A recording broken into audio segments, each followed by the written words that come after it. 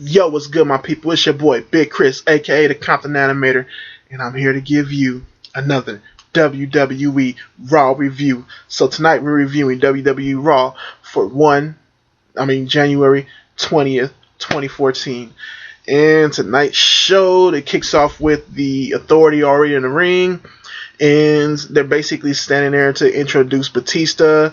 Instead, Randy Orton comes out, and he basically tries to settle his grievances with the Authority and just talk about how mad he is and stuff like that. Stephanie and Triple H basically kind of just bash him in a way, saying, we're doing all this thing, the network coming up, and everything is going big for the WWE right now. We're on the road to WrestleMania, and you're just showing your ass, beating up old people and stuff like that, and just going crazy. And you need to do better by us and stuff like that. And Randy Orton goes even crazier and just starts saying, you're putting me in these matches and you're not behind, you don't have my back and stuff like that. And basically it's just a battle of words between them two. As far as this beginning and opening part, I thought it was pretty okay. I like the aggression from both the Authority and Randy Orton. I like what they were saying and how, they brought up the fact that he beat up John Cena's father, plus, saying that it kept him kind of like a in-betweener, especially with the Authority, as far as, it gave them a way to kind of not hate, but like to get some heat off on Randy Orton without looking like a face. Basically them talking about, we're doing all this stuff for money with the network and stuff like that, and you're fucking it up. We want you to be the face, but you're fucking it up. So I thought that was pretty chill. It all leads up to Batista coming out, and basically Batista telling Randy Orton that I'm here to get those belts from you, and I'm here to headline WrestleMania. And it was a short and sweet thing for Batista. He came out, did his entrance, and basically said he wants to headline WrestleMania and win those belts. So yeah, as far as that, it was short and sweet for Batista, and I thought it was pretty okay. You got Batista coming out in skinny jeans and a fucking a runner's jacket, so that was pretty funny to me. He looks good though, he looks in shape and everything, so that's chill. Next, we got our first match of the night, which is Biggie Langston and the Rose Brothers versus The Shield. A very nice match here. Very quick pace. Methodical when it needed to be, and a lot of nice, good spots. Some of my favorite parts of this match was you got a Superman punch from Roman Reigns on a Cody Rhodes. That was very nice. You had a nice disaster kick onto Roman Reigns. And the end of the move to end the match, you had a very nice curve stomp from Seth Rollins on a Biggie Langston for a pin that was really nice, and it comes out with the Shield winning here. And to me, everybody in this match looked good. Biggie, Cody Rhodes, Goldust, and all members of the Shield, everybody looked really good here, leading on to the rest Royal Rumble. So yeah, this is a very nice match here, and I really liked it a lot. Next, you get Daniel Bryan coming to the ring. Got his yes chance going on and stuff like that. And he basically says, I was planning the whole time to, pick my spots with Bray Wyatt, and that I knew that he said he knew that he just had to wait his time in order to get at him. So you had Bray Wyatt come on the screen, and Bray Wyatt basically just told him, a traitor is basically the worst thing that you can be, and that basically Bray Wyatt saying he's going to get him. To me, both of their promos was really good. You have Daniel Bryan come out and giving his side to the story and what he did and stuff like that, and basically saying he only did it just because he knew he had to wait for a perfect time. I mean, he joined the Wyatt family because he knew that he couldn't get him, the conventional way, and then he had to join and take a beating and take a punishment, humiliation, and kind of do things he didn't want to do in order for the big picture to be finished. And Bray Wyatt basically countering that, saying, you're a traitor, you done this thing to me, and now I'm not going to take any slack on you. Now it's time to whip your ass. And it all sets up for a Royal Rumble match with Daniel Bryan versus Bray Wyatt. And I like the idea of this match, and I'm very happy to see it at the Rumble. But I'm also hoping that we may end up getting Daniel Bryan in the Royal Rumble match itself, and so we can probably see him win that match. So I will be happy, with him being in the match, but not being in the Royal Rumble. I would prefer him to be in the Rumble, but I'll be okay with it because there's other ways to get him to the title picture for WrestleMania. Next we get a hella quick match with Fandango versus Xavier Woods. I'm not even gonna talk about it. Fandango wins. It was a squash match and it was so fucking quick. After that, we get a backstage segment where Stephanie basically tells Kane that he needs to apologize to CM Punk. Then we get an in-ring segment with Kane and CM Punk. Kane calls CM Punk to the ring. Kane apologizes a couple times, and CM Punk basically just kind of accepts it, but ends up just beating up on Kane, kneeing him in the face and everything. So it was a pretty cool little segment right there. Everything what they were doing with Kane. You end up getting Brad Maddox comes out to stop Kane from running back into the ring after he gets a little beat down on him, and Brad Maddox basically tells CM Punk that what, we got something for you, and you're going to face one of the New Age Outlaws. So it ends up being Billy Gunn versus CM Punk. A pretty chill match here. You get Billy Gunn, who is looking cool in the ring, and you got Road Dogg that's on the mic, that's on the announcer's table and doing pretty well there. And you get some like kind of interference with Road Dogg, but you also get some nice moves and stuff with Billy Gunn. So yeah, it ends up with CM Punk winning the match with the GTS, and it was a pretty chill match right here. Let's see what else. After that, you got Brad Maddox, who comes out and gets ready to make an announcement, but Kane comes out and does it himself and says that CM Punk is going to be the number one contender.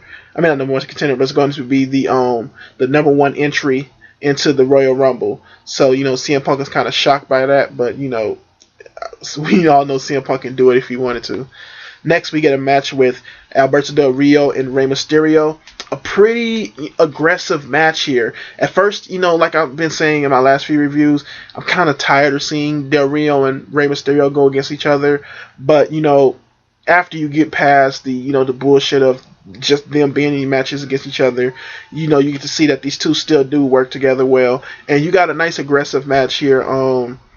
It ends up with Del Rio coming out with the win by making Rey Mysterio tap out. And after the match, you get Batista who comes out and basically just has a stare down with Del Rio, and Del Rio ends up trying to attack Batista, and it doesn't happen. It ends up getting a Batista bomb for his troubles. So just getting Batista again tonight was also a very good thing from this match, and the match itself was pretty chill, and just seeing Batista get over on here before the Royal Rumble. So yeah, it was a pretty chill night, pretty chill right there and stuff. Let's see. It was something else that happened. Okay, next we get Big Show and Brock Lesnar segment. Big Show basically tells Lesnar to come out. Lesnar and Heyman comes out, and Lesnar and Heyman comes out. They kind of come out for a second, then go back. Big Show tells them, "Fuck that shit, come out," and stuff like that. Face me, and he come out. Lesnar actually gets in the ring, has a little brawl with the Big Show, ends up getting thrown out a few times, and basically walks off. It's not really a beatdown. It's just basically, them sprawling for a minute, and just Lesnar saying, "You know what? I'm gonna wait to the pay-per-view to really get my licks in."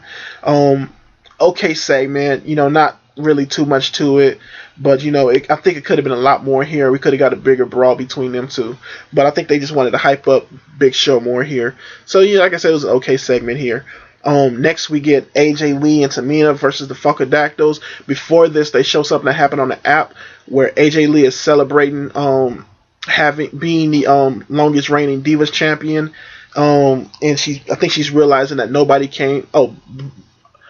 Bad News Barrett goes and tell her that he got some bad news, that nobody's coming to her celebration, and that she's basically one of the most hated persons in the locker room.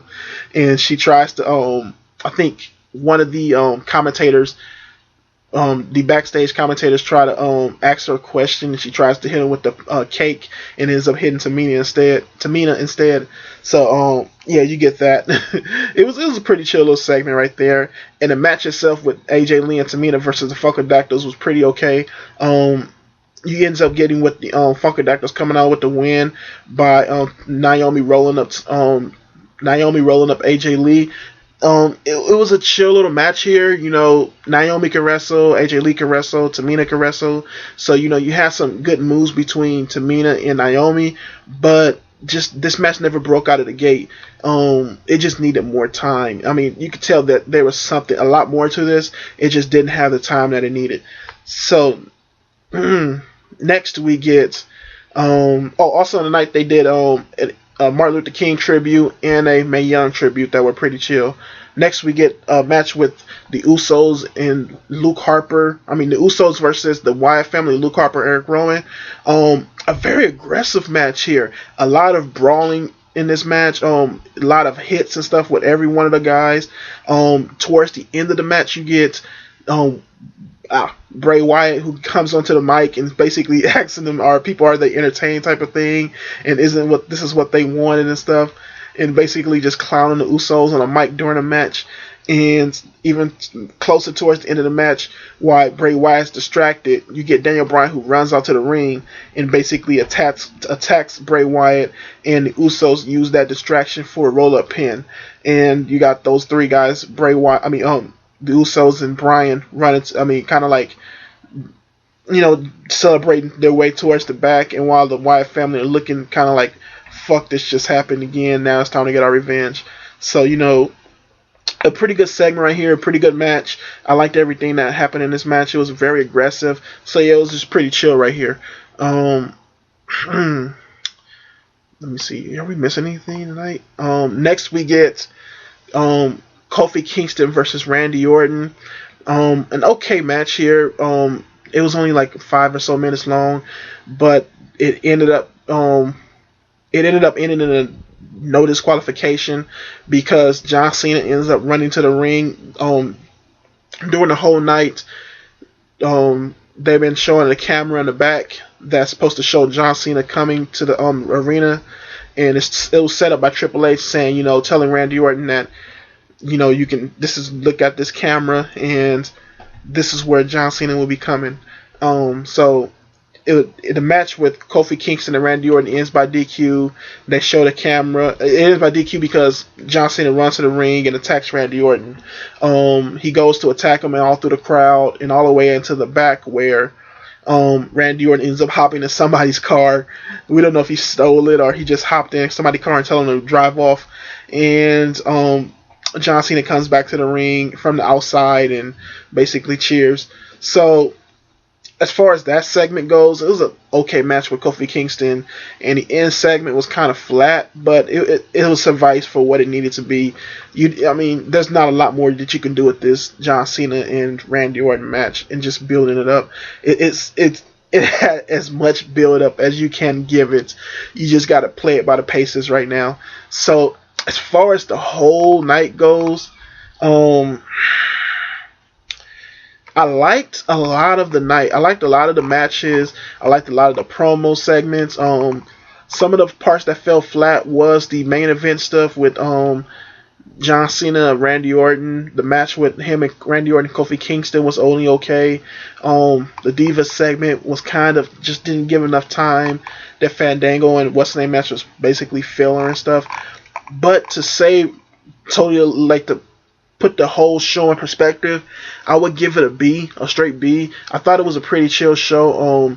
It did what it needed to do as a go-home show for Royal Rumble, and I thought it was pretty cool. So yeah, you can find me online at my links down below, all the social media links down there, and like, comment, subscribe. Peace.